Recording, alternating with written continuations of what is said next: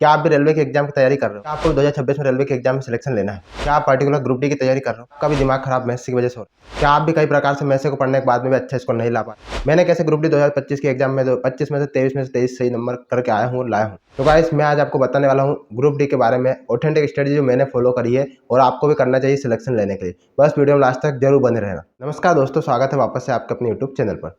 मेरे पास बहुत सारे कमेंट आने के बाद में मैं मैथ्स पर स्ट्रेटजी एक पर्टिकुलर बना रहा हूँ। मैंने इसके बारे में थोड़ी बातें और भी वीडियो में की है, इस वीडियो में आप देख सकते हो।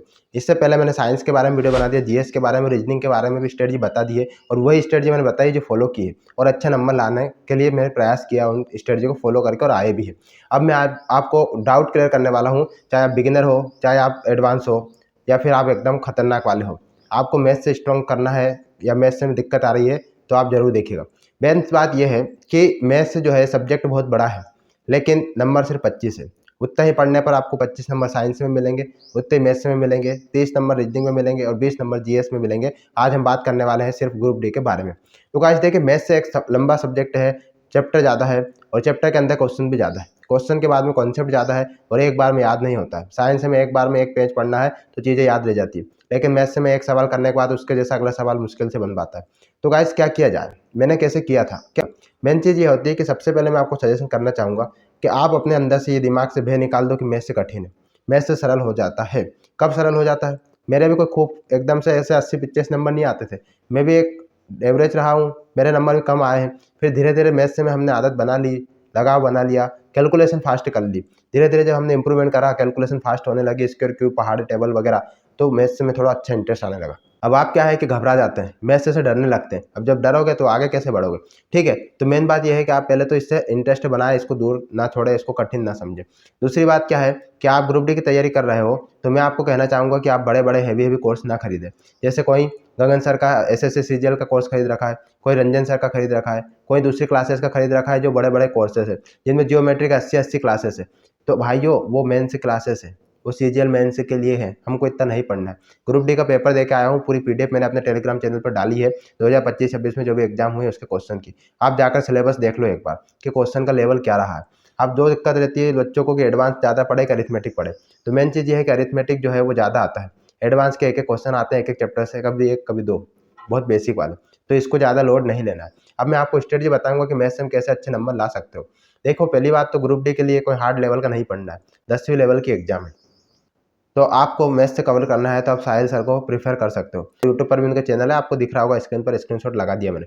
तो ये प्लेलिस्ट है, इसमें आप वीडियो जाके देख लो, पहले इनका लेवल समझ लो, इनके तरीका समझ लो, फिर आपको इसको फॉलो करना। देखो ये कोई प्रमोशन नहीं है, सिर्फ एक आइडिया दे रहा हूँ, ठीक है। तो आप अगर बिगिनर हो तो आप पहले इनकी क्लासेस देख लो यूट्यूब पर जाकर। इनने पर्टिकुलर अलग अलग क्वेश्चन कराए हैं, पीवाई के क्वेश्चन भी कराए हैं और अलग अलग क्वेश्चन भी कराए हैं, ठीक है। तो आप उनको जाकर क्वेश्चन को डिटेल में समझ लो, देख लो। और दूसरी बात मैं बता दूं कि आपको सही में सिलेक्शन लेना है, तो आप अच्छे से तैयारी करना चाहते हो तो भैया सिलेक्शन लेने के लिए कोर्स खरीदना पड़ेगा। चाहे आप मैथ्स का क्यों ना खरीदो, तो आप अगर सही में एक्टिव हो और आपको सही में सिलेक्शन चाहिए तो आप इनको देख लो यूट्यूब पर ट्रायल करके, और फिर उसमें जाके बाद में आप इनका एक फाउंडेशन बैच जो भी आता है वो खरीद लेना। भैया इतना करना पड़ेगा, क्योंकि फाउंडेशन बैच में ये बेसिक रेलवे का करवाएंगे आपको और एडवांस तक चीज़ें ले जाएंगे। इनके क्वेश्चन का लेवल ग्रुप डी के लेवल से सेम मिल पाता है, इसलिए आपको ये रिकमेंड कराऊँ। नहीं तो मैंने तो गगन सर से भी पढ़ा हूँ, ठीक है। तो आप इनकी क्लासेस देख सकते हो, ये रेलवे ओरिएंटेड पढ़ाते हैं। और आप फिर फाउंडेशन बैच खरीद लो और आराम से सद्दत से एक बार पूरा कोर्स निपटा दो, उसके बाद में क्वेश्चन लगाओ और फिर मैराथन के लिए आप यूट्यूब पे आ जाओ, ठीक है। तो आपको ये प्रैक्टिस करना पड़ेगा। अब दूसरी बात भैया, समस्या आती है कि मैथ्स से जो है वो हम भूल जाते हैं। तो भैया भूलने के सॉल्यूशन बताता हूँ।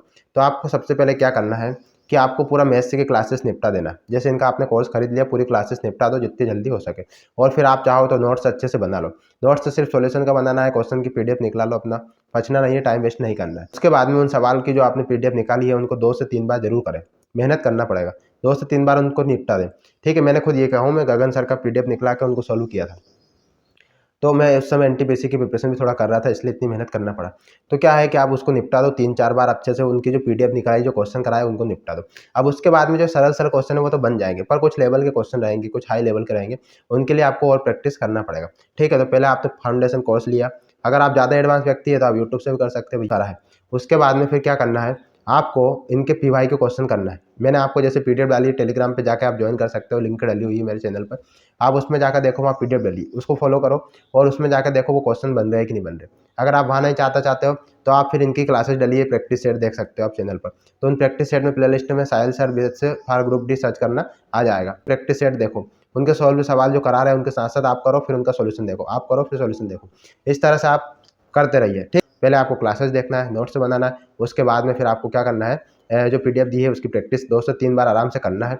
उसके बाद में फिर क्या करना है आपको, यूट्यूब पे करना है या फिर PYQ क्वेश्चन करना है। ये प्रोसेस कंप्लीट नहीं हुई है, पूरी मेहनत करना पड़ेगा, समय थोड़ा सा लगेगा लेकिन मैथ्स अच्छा हो जाएगा, गारंटी की बात कह रहा हूँ, ठीक है। उसके बाद में फिर आपको क्या करना पड़ेगा कि आप इनके PYQ कर लो, जो रेलवे में पूरा आया है इस साल वो कर लो। अगर आप PYQ भी कर लेते हो अच्छे से तो आपका 50% तो ऑटोमेटिक कवर हो जाएगा, ठीक है। 50 से 60% हो जाएगा, ठीक है, लेकिन हमको 100 करना है तो हम अच्छा प्रयास करेंगे। उसके बाद में फिर आप PYQ कर लो। उसके बाद में फिर आप अगर चाहो तो आप कोई सी भी बुक अच्छी वाली ले लो, रेलवे ओरिएंटेड। जैसे मेरे पास तो SSC किरण थी तो मैंने उसमें से कर लिया, या फिर राकेश यादव सर की है तो वो कर लो। ज़्यादा हाई लेवल के क्वेश्चन पे नहीं जाना है, बेसिक बेसिक वाले करना है, उसको देख लो। अगर वो नहीं चाहते हो तो आप ये PYQ पूरे निपटा दो, हज़ारों क्वेश्चन है PYQ के, उनको कर लो। उसके बाद में क्या करना है, आप सीधे मॉक पे उतर जाओ, मॉक टेस्ट लगाना स्टार्ट करो।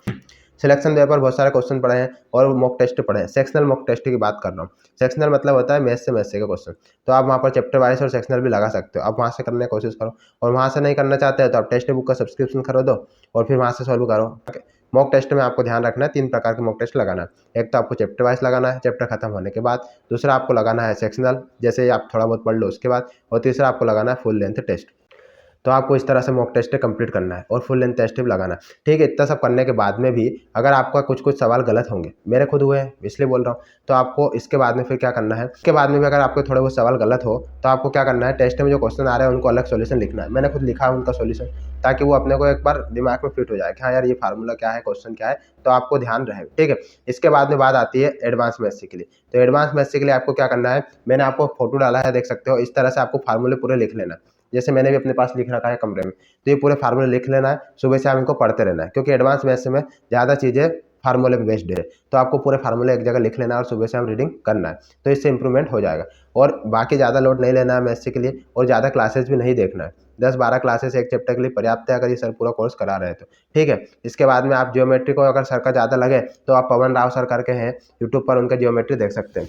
अगर इसके बाद में आपको समझ में नहीं आया एडवांस मैथ्स के बारे में तो आप कमेंट कर दीजिएगा, और मैथ्स के लिए आपको इतनी मेहनत करना पड़ेगा। उसके बाद में आप ध्यान रखें कि मैथ्स को आप समय ज़्यादा दे सकते हैं, लेकिन साइंस को भी देना है, रीजनिंग को भी देना है, GS को भी देना है। और बाकी स्ट्रेटजी, मेरे तरीका, मैंने कैसे पढ़ा, कैसे स्कोर करा, ग्रुप डी कैसे किया, इसके लिए मैंने और वीडियो डाले हैं, आप चैनल पर जाकर देख सकते हैं। और इसके बाद में आपको कोई डाउट रहे तो आप कमेंट करके पूछ सकते हैं। कुछ स्टूडेंट मुझे कमेंट कर रहे थे कि सर आप एक स्टडी प्लान चला दो, टेस्ट प्लान चला दो। तो अगर आप कमेंट करेंगे, ज़्यादा लोगों का कमेंट आएगा और मुझे लगेगा तो मैं एक स्टडी प्लान स्टार्ट कर दूंगा एग्जाम के ओरिएंटेड, यानी कि कितने दिन बाद हमारी एग्जाम होगी और हम पर्टिकुलर कैसे कैसे कितना क्या कर सकते हैं, टारगेट प्लान जिसे हम कह सकते हैं। तो मेरे पास ये मटेरियल भी है, उसके हिसाब से मैं आपको टारगेट दे दिया करूँगा, तो आप उस हिसाब से पढ़ सकते हैं। अगर आपको ऐसा लगे तो आप कमेंट करके बता सकते हैं। और इस वीडियो पर 100 लाइक जब आप आएंगे तो ही हम बात आगे बढ़ाने की सोचेंगे। तो गाइस वीडियो कैसा लगा कमेंट करके जरूर बताइएगा। लाइक करें, चैनल को सब्सक्राइब करें और दोस्तों को शेयर जरूर करें, ताकि और भी दोस्तों को फायदा मिल सके। Thank you guys.